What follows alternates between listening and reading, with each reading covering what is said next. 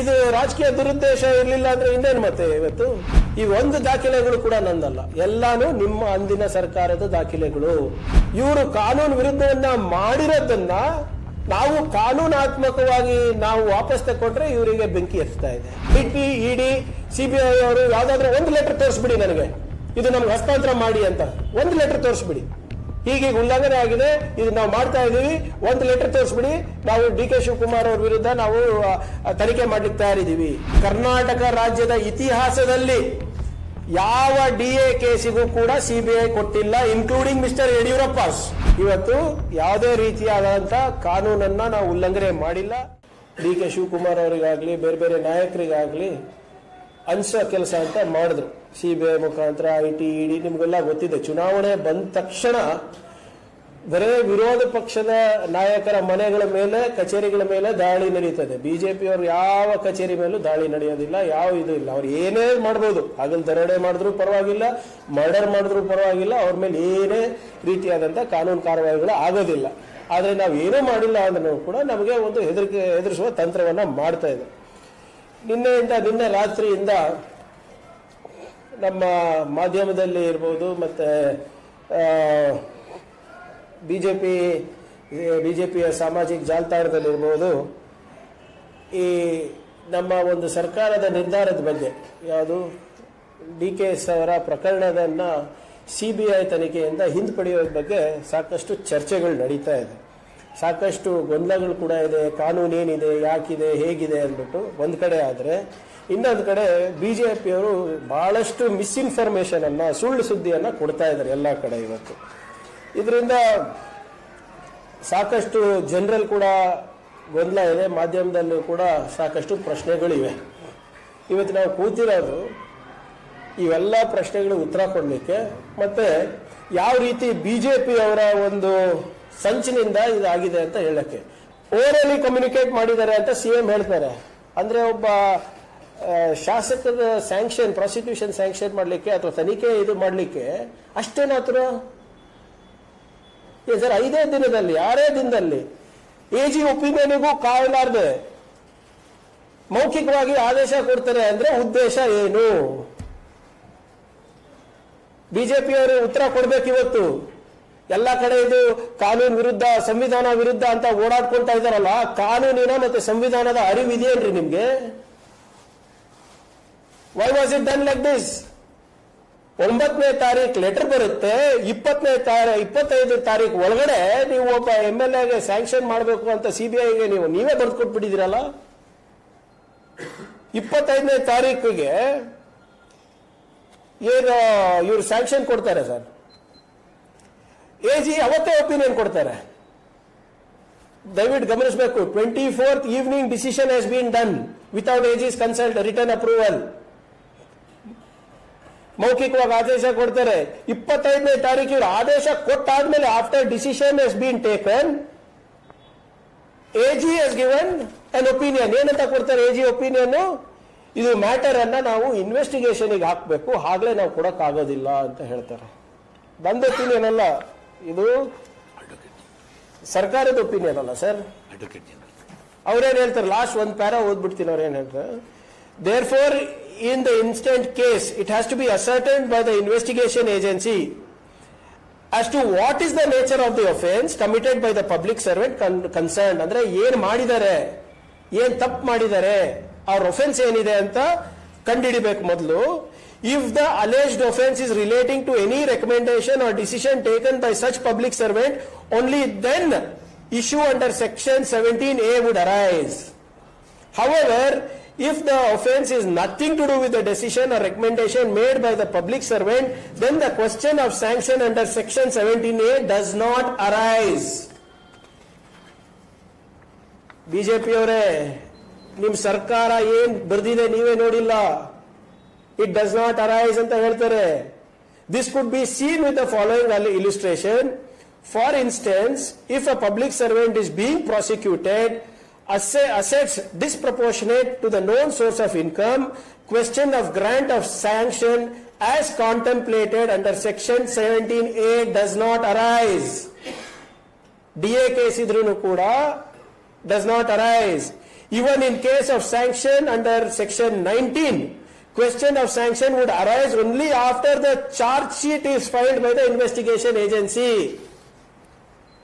ಅಕಸ್ಮಾತ್ ನೀವು ಸ್ಯಾಂಕ್ಷನ್ ಕೊಡಬೇಕು ಅಂದ್ರೂ ಕೂಡ ಇನ್ವೆಸ್ಟಿಗೇಷನ್ ಏಜೆನ್ಸಿದು ನಿಮಗೆ ಚಾರ್ಜ್ ಶೀಟ್ ಇರಬೇಕು. ಮತ್ತೆ ಚಾರ್ಜ್ ಶೀಟ್ ಎಲ್ಲಿ ತಪ್ಪ ಆವಾಗ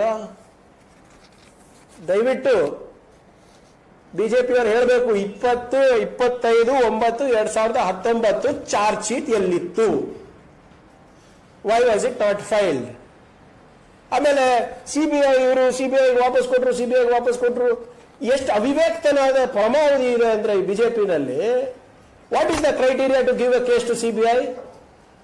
ಓದಿದ್ದೀರಾ? What is the criteria? ಇದು ನಮ್ದಲ್ಲಪ್ಪ, ಇದು ನಿಮ್ ಗುರುಗಳು ಮೋದಿ ಅವರು ಕಳಿಸ್ಕೊಟ್ಟಿರೋ ಆದೇಶ, ಇದು ನಿಮ್ಮ ಅಮಿತ್ ಶಾ ಕೊಟ್ಟಿರೋ ಆದೇಶ. ಇದು ಏನಂತ ಕೊಡ್ತಾರೆ,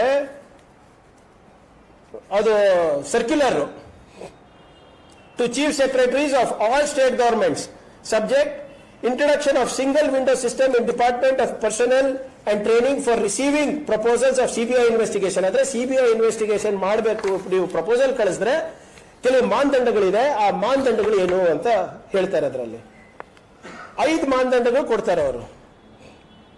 ಒಂದನೇದು brief facts of the case to be investigated. ಅಂದ್ರೆ ಕೇಸಿನ ಮಾಹಿತಿ ಬೇಕು ನಮಗೆ, ಫ್ಯಾಕ್ಟ್ಸ್ ಆಫ್ ದ ಕೇಸ್ ಬೇಕು. Copy of the FIR, and if FIR is in local language, the English translation may be provided. Result of the investigation done by the local police, including details of seizures, arrest made, and present status of the arrested accused, that is, whether on bail or in custody. Copy of FIR, and if FIR is in local language, ಅದು ಬಿಟ್ಬಿಡಿ. Copy of FIR ಬೇಕು ಅಂತಾರೆ. ಎಲ್ಲಿತ್ತು copy of FIR? ಎಲ್ಲಿತ್ತು investigation report? Seize ಮಾಡಿದ್ರೆ ಅದರೆಲ್ಲ seizures ಎಲ್ಲಿತ್ತು? ಅವಾಗ ಡಿ ಕೆ ಶಿವಕುಮಾರ್ ಅವರು ಜೈಲಲ್ಲಿದ್ರ? Was he on bail? Was he accuse? Was he arrested? Where was the copy of the FIR? ಬಹಳ ಸ್ಪಷ್ಟವಾಗಿ ಅಮಿತ್ ಶಾ ಅವರು ನಿಮ್ಗೆ ಸಂದೇಶ ಕಳಿಸಿದ್ದಾರೆ, ಕಾಪಿ ಆಫ್ ದ FIR ಇರಬೇಕು ಮಾರಾಯರೇ ಅಂತ. ಎಲ್ಲಿದೆ ಡೀಟೇಲ್ಸ್? ಮೂರನೇದು details of court case if any filed in the matter. ಯಾವ್ದಾದ್ರು ಕೋರ್ಟ್ ಕೇಸ್ ಇತ್ತಾ? ಇರಲಿಲ್ಲ. Justification for referring the matter to CBI including interstate or transnational ramification. ಅಂದ್ರೆ ನಾವು ಇದು ನಿಮಗೆ ಹಸ್ತಾಂತರ ಮಾಡ್ತಾ ಇದ್ದೀವಿ ಸಿಬಿಐ ಅವರಿಗೆ.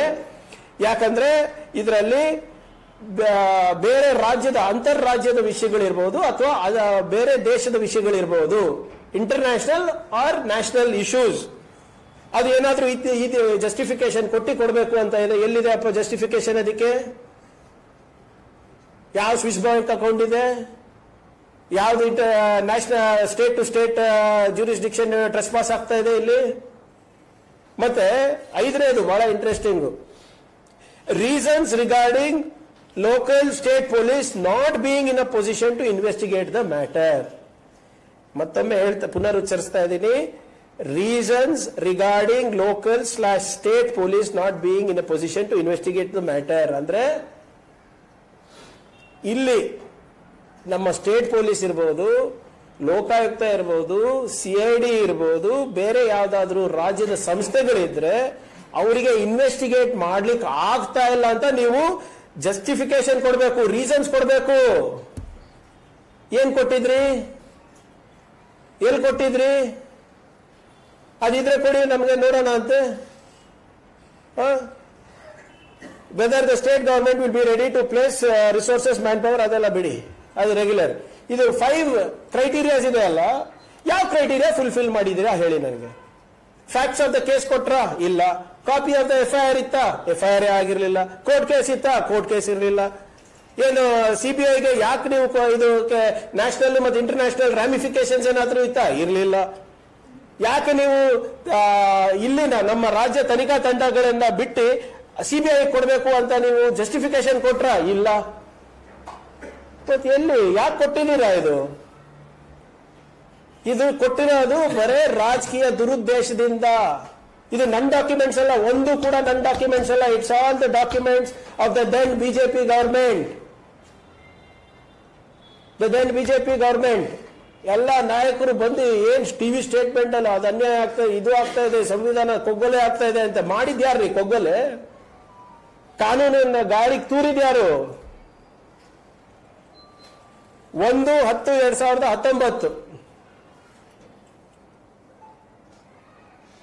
ಅವ್ರೇನ್ ಕೇಳ್ತಾರೆ, ಈಗ ಓದ್ನಲ್ಲ ಎಲ್ಲ ಈ 5 ಕ್ರೈಟೀರಿಯಾಗಳನ್ನ 25ಕ್ಕೆ ಒಂದು ಲೆಟರ್ ಕಳಿಸ್ತಾರೆ, ನಮಗೆ ತಲುಪೋದು 1/10/2019.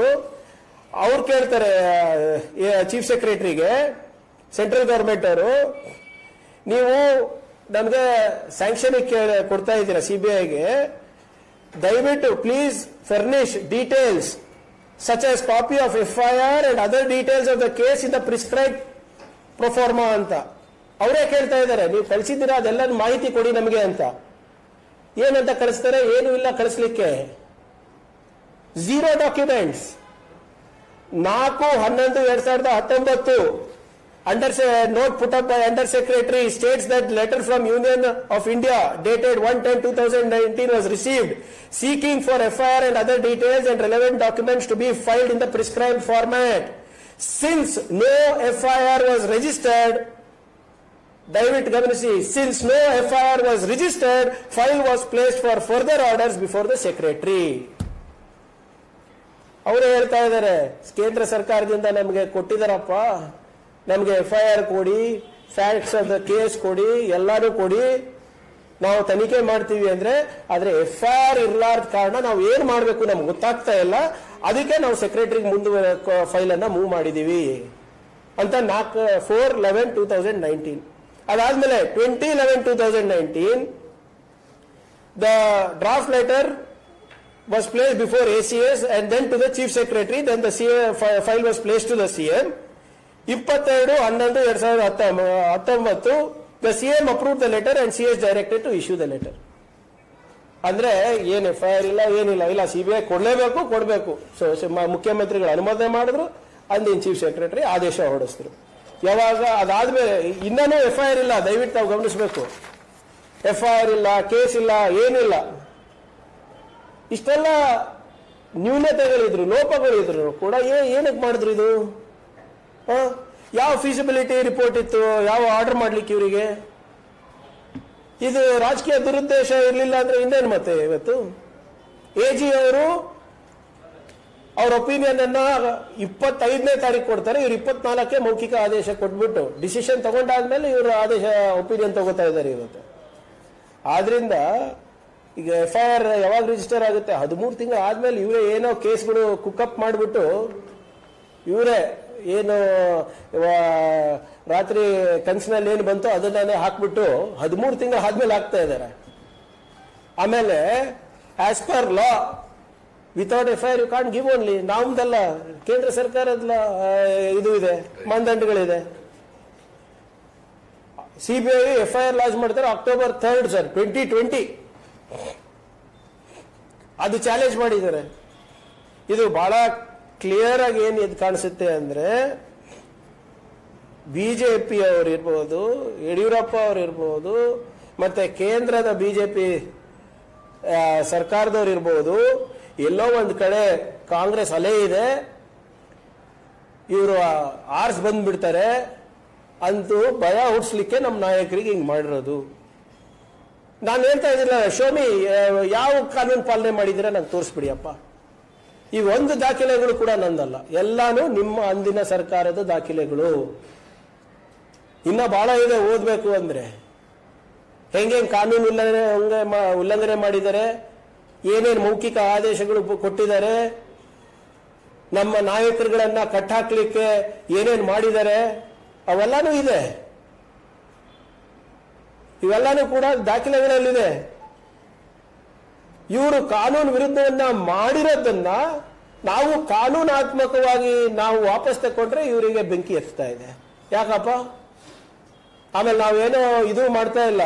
3 ಸುಪ್ರೀಂ ಕೋರ್ಟ್ ಆದೇಶಗಳಿದೆ, ಇದರಲ್ಲಿ 3 ಸುಪ್ರೀಂ ಕೋರ್ಟ್ ಆದೇಶಗಳಿದೆ ಇದು ಕೇಸ್ಗಳನ್ನ ಹಿಂದಪಡಿಲಿಕ್ಕೆ. State of UP versus Maharaja Dharmendra Prasad Singh 1989, Dorji versus CBI and others 1994, ಇವೆಲ್ಲನೂ ಕೂಡ ಹಿಂದೆ ಸುಪ್ರೀಂ ಕೋರ್ಟ್ ಆದೇಶಗಳಿದೆ. ನಾವು ಸುಮ್ಮನೆ ಯಾವುದೋ ಕಾನೂನು ಉಲ್ಲಂಘನೆ ಮಾಡಿಲ್ಲ. ನಾವು ಸಂವಿಧಾನಿಕವಾಗಿ ಎಲ್ಲ ಸಾಧಕ ಬಾಧಕ ನೋಡ್ಕೊಂಡು what is legal we have done. ಆಮೇಲೆ ಇವರು ಇವತ್ತು ಉತ್ತರ ಕೊಡಬೇಕಾಗಿದ್ದು ನಾವಲ್ಲ, ಬಿಜೆಪಿ ಅವರು ಉತ್ತರ ಕೊಡಬೇಕು, ಅಂದಿನ ಮುಖ್ಯಮಂತ್ರಿಗಳು ಉತ್ತರ ಕೊಡಬೇಕು, ಇವತ್ತು ಬಿಜೆಪಿ ರಾಜ್ಯಾಧ್ಯಕ್ಷರು ವಿರೋಧ ಪಕ್ಷದ ನಾಯಕರು ಉತ್ತರ ಕೊಡಬೇಕು. ಯಾಕೆ ಇದು ಮಾಡಿದ್ರಿ ಇರ್ಬೇಕಲ್ಲ, ನಿಮ್ಮ ಹತ್ರ ಎಲ್ಲ ದಾಖಲೆಗಳು ಇರುತ್ತಲ್ವಾ? ನಿಮ್ಮ ಅಂದಿನ ಏಜಿಗೆ ಕರೆದು ಕೇಳಿ ಏನೇನಾಗಿದೆ ಅಪ್ಪ ಅಂತ. It is nothing but a conspiracy against mister Siddaramaiah, against Mr. D.K. Shivkumar and the Congress party. They just didn't want us to come to power at any cost. ಇದಕ್ಕೆಲ್ಲ ನಾವು ಹೆದರೋರಲ್ಲ, ಬೆದರೋರಲ್ಲ. ಸಂವಿಧಾನದಲ್ಲಿ, ಕಾನೂನಲ್ಲಿ ಅಪಾರವಾದಂಥ ನಂಬಿಕೆ ಇದೆ ನಮಗೆ. ನಮ್ಮ ಸರ್ಕಾರ ಯಾವುದೇ ರೀತಿಯಾಗೂ ಸಂವಿಧಾನಕ್ಕೆ ಅಗೌರವ ತರುವಂತೆ ನಾವು ನಡ್ಕೊಳ್ಳೋದಿಲ್ಲ, ಕಾನೂನಿಗೆ ತದ್ವಿರುದ್ಧವಾಗಿ ನಡ್ಕೊಳ್ಳೋದಿಲ್ಲ. ನೀವಿವತ್ತು ಜಸ್ಟಿಫೈ ಮಾಡಿ ಎಲ್ಲಿಗೆ ಬರ್ತೀರಾ ಹೇಳಿ, ಚರ್ಚೆಗೆ ಬರಕ್ ರೆಡಿ ಇದೀವಿ ನಾವು ಕಾಂಗ್ರೆಸ್ನವರು. ಇದನ್ನ ಜಸ್ಟಿಫೈ ಮಾಡಿ ವಿತೌಟ್ FIR, ವಿತ್ ಏನ್ IT, ED, CBI ಅವರು ಯಾವ್ದಾದ್ರು ಒಂದು ಲೆಟರ್ ತೋರಿಸ್ಬಿಡಿ ನನಗೆ, ಇದು ನಮ್ಗೆ ಹಸ್ತಾಂತರ ಮಾಡಿ ಅಂತ ಒಂದು ಲೆಟರ್ ತೋರಿಸ್ಬಿಡಿ. ಹೀಗೆ ಉಲ್ಲಂಘನೆ ಆಗಿದೆ, ಇದು ನಾವು ಮಾಡ್ತಾ ಇದೀವಿ, ಒಂದು ಲೆಟರ್ ತೋರಿಸ್ಬಿಡಿ, ನಾವು D.K. ಶಿವಕುಮಾರ್ ಅವ್ರ ವಿರುದ್ಧ ನಾವು ತನಿಖೆ ಮಾಡ್ಲಿಕ್ಕೆ ತಯಾರಿದ್ದೀವಿ ಅಥವಾ ಮಾಡಬೇಕು ಅಂತ ಒಂದು ಲೆಟರ್ ತೋರಿಸ್ಬಿಡಿ. ಸೊ ಇವೆಲ್ಲನೂ ಕೂಡ ಬಿಜೆಪಿಯವರು ಅಧಿಕಾರ ಎಲ್ಲೋ ಅಧಿಕಾರ ಕೈಯಿಂದ ತಪ್ತಾ ಇದೆ ಅಂದ್ಬಿಟ್ಟು ಮಾಡಿರುವಂತ ತಂತ್ರಗಳು ಇವೆಲ್ಲ. ಅದಕ್ಕೆ ಇವತ್ತು ಅವರ ಸರ್ಕಾರದ ದಾಖಲೆಗಳು ಕೂಡ ಮಾತಾಡ್ತಾ ಇರೋದು. ನಾನು ಹೇಳೋದು ಒಂದು ನಂಬಕ್ ಹೋಗ್ಬೇಡಿ ದಯವಿಟ್ಟು. ಈ ದಾಖಲೆಗಳೇನಿದೆ ಅದನ್ನ ಪರಿಶೀಲನೆ ಮಾಡಿ, ಏನೇನಿದೆ ನೋಡಿ ತಾವು. ಅದಾದ್ಮೇಲೆ ಪ್ರಶ್ನೆ ಕೇಳಿ ಬಿಜೆಪಿಯವರಿಗೆ, ಯಾಕ್ರಿ ಹಿಂಗ್ ಮಾಡಕ್ ಹೋದ್ರಿ ಅಂತ. ಏನು ಉದ್ದೇಶ ಏನಿತ್ತು? ಎಲ್ಲಾನು ಕೂಡ ನಿಮ್ಮ ಕೇಂದ್ರ ಸರ್ಕಾರ ಹೊರಡಿಸಿರುವ ಮಾನದಂಡದ ವಿರುದ್ಧನೇ ನೀವು ಹೋಗ್ಲಿಕ್ಕೆ ಕಾರಣ ಏನು? What is your justification? They have to answer people. ಸದನದಲ್ಲಿ ಚರ್ಚೆಗೆ ಬರ್ತಾರ, ಬರಲಿ, ಕೇಳೋಣ ಈ ಪ್ರಶ್ನೆಗಳು.